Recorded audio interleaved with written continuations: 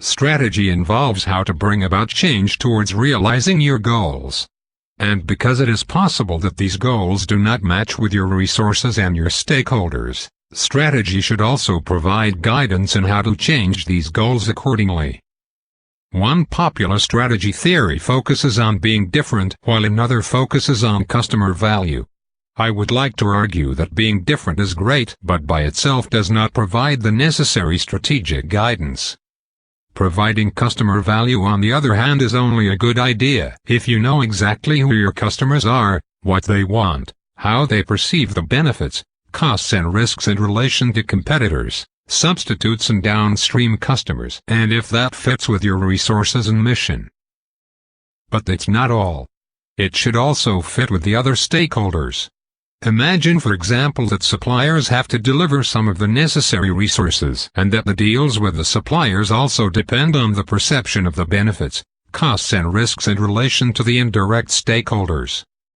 And it should fit with government laws, infrastructure, etc. Model is suggested that determines strategy based on the resources and requirements of all stakeholders, involving matching that what the client wants and has with what all the other stakeholders have and want. Any stakeholder relationship may in fact be improved upon to create a unique position in the market and ultimately provide a unique package of benefits, costs and risks to the suppliers and customers. The strength of a company depends on how well it knows its stakeholders and how well it manages to deliver value to these stakeholders while capturing value in return. Still, strategy can be executed in many ways depending on the attitude towards the stakeholders. It may seem beneficial to take from stakeholders what is needed without returning a fair amount of resources in return. Even though in the short run this may increase the profits, this cannot be sustained as other entities strive to optimize their own resources as well. The only thing that can last is a business based on relationships that are mutually beneficial.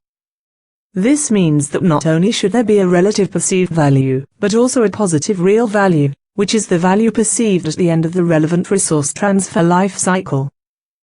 For example, towards a customer, there needs to be a perceived value to be able to make a sale. The customer needs to believe that the product's relative cost and risk-adjusted benefits form more value than that of any of the indirect stakeholders. However, unless at the end of the product life cycle the customer still perceives the past deal to have created superior value than that of the alternatives, a recurrent sale is not likely. This knowledge can be extrapolated to all stakeholders.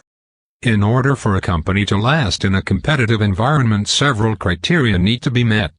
There is a need for superior information on the direct and potential stakeholders, mutual benefits with the stakeholders, in which there is perceived and real value to all stakeholders involved, dynamism, to adjust for the ever-changing stakeholders and to expand both business and profits, transparency, in order to signal to potential competitors that a certain need has already been taken care of and that rewards are unlikely, nature mapped as a stakeholder, to enjoy positive interdependencies.